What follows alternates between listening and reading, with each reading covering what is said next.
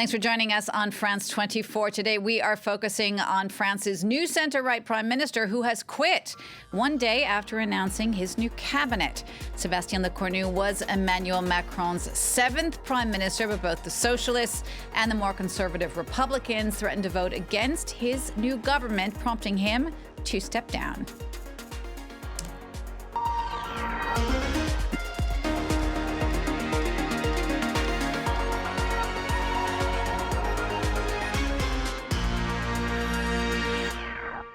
France's seventh prime minister under President Emmanuel Macron has resigned. That's Sébastien Lecornu, who stepped down less than a month after he got that job and just one day after he named his new cabinet. Lecornu's choice of ministers had been criticized across the political spectrum, particularly his decision to bring back former finance minister Bruno Le Maire to serve at the defense ministry. Here's more of what Lecornu had to say earlier. On Monday morning, the conditions were no longer in place for me to perform my duties as Prime Minister and enable the government to appear before the National Assembly tomorrow. There were three reasons for this. The first was that these political parties pretended not to see the change, the profound break represented by the decision not to invoke Article 49 of the Constitution. In other words, there was essentially no longer any pretext for prior censorship. The second reason is that the political parties continue to act as if they had an absolute majority in the National Assembly. Basically, I found myself in a situation where I was ready to compromise, but each political party wants the other political party to adopt its entire program. And the third thing is that the composition of the government has not been fluid, and this has reawakened partisan appetites, which can be linked to the future presidential election. That's Sébastien Lecornu, the prime minister who stepped down earlier today. We're going to get a little bit more reaction from France's Conservative Party, Les Républicains, with our Antonia Kerrigan, who's there at the headquarters at the moment. Antonia, what more can you tell us? Antonia, if you can hear me, tell us a bit more about reaction from Les Républicains today. Know that the meeting has now ended in that building behind me, and the party leader has given an interview on national television channel TF1. What he said when asked if the Republicans were to blame for the 14-hour lifespan of this last government, he said it's absolutely not his or his party's fault. He said that they joined that government in the spirit of national service and to block the left, but that there was a breach of trust, that when he held a 1.5-hour-long meeting with the Prime Minister yesterday at the Prime Ministerial residence Matignon, they talked for an hour and a half before the announcement of the government was made, and he was not informed that alongside him in that lineup would be former Economy Minister Bruno Le Maire. And he said the fact that he found that out at the same time as the French public constituted a breach of trust. He said he felt the same way that he imagined the French people felt when they had been promised a break from Sébastien Lecornu's predecessors and were instead landed with a government that had 11 returning ministers, and of the new blood, the most prominent person was someone who'd already served for 11 years under Emmanuel Macron in specifically managing the national finances, bearing in mind that most of the fractiousness in the heart of French politics today is over what to do about France's enormous budget deficit. As regards what's to happen going forward, Bruno Retailleau said, of course, that the president holds the keys. He is the one to decide whether it's to be a dissolution or what. Certainly, he said there are other options first, seemingly a hint to other parties to join forces. Antonia, thanks for that. Antonia Kerrigan there reporting from the headquarters of the French Conservative Party, Les Républicains. Well, we're going to get a bit more analysis about all of this political chaos now with French politics expert Paul Smith, who joins me from Nottingham University. Paul, it's always such a pleasure to have you speak to us, especially on a day like today when we really need some clarity and context. I mean, let's just start at the beginning. This is a new record for France. Sébastien Lecornu, now the shortest serving prime minister in the Fifth Republic. And there have never been so many prime ministers under one president before in recent memory. Why?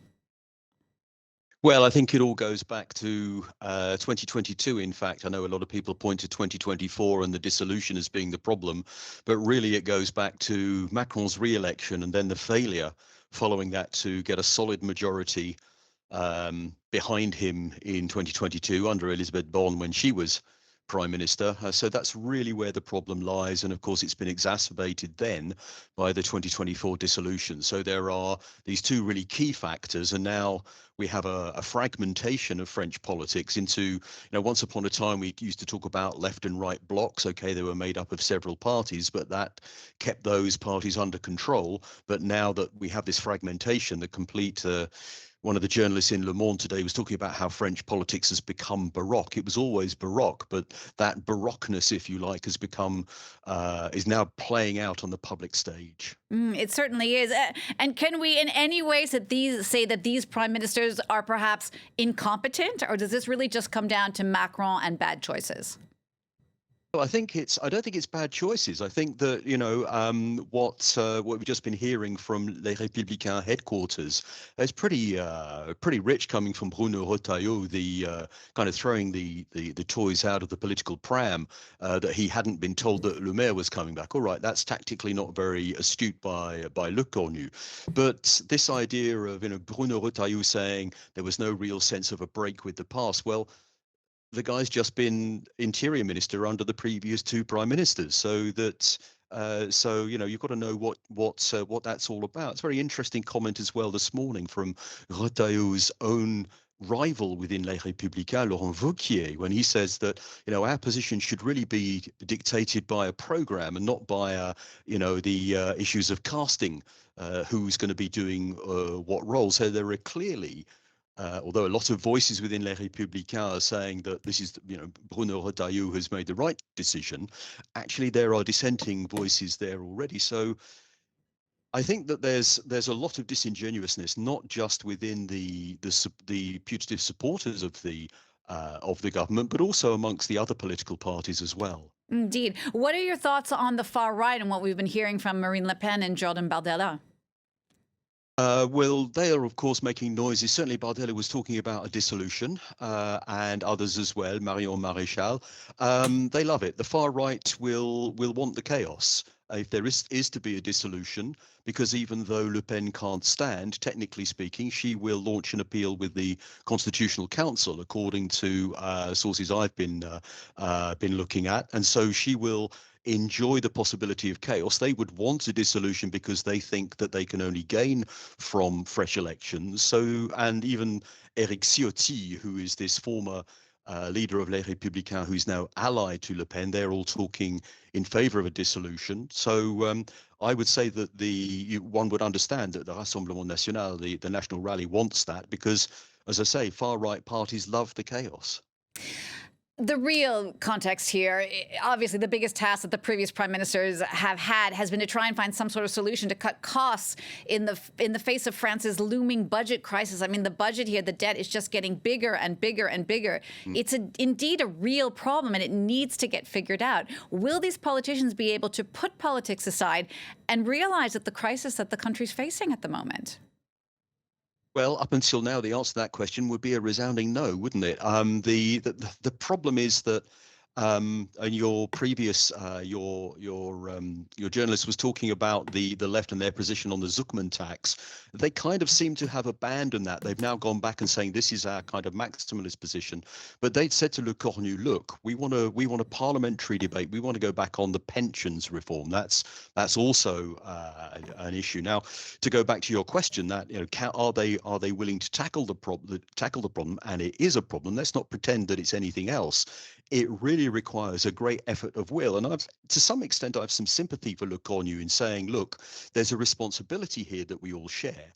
I will not use Article 49.3 if you are willing to discuss sensibly, seriously in Parliament a budget that tackles these problems. The problem is that since 2024, nobody's in a position to really bring a budget and get that through without the fear of being censured or the failure to even get a confidence vote at the beginning if you go down the Bayrou route.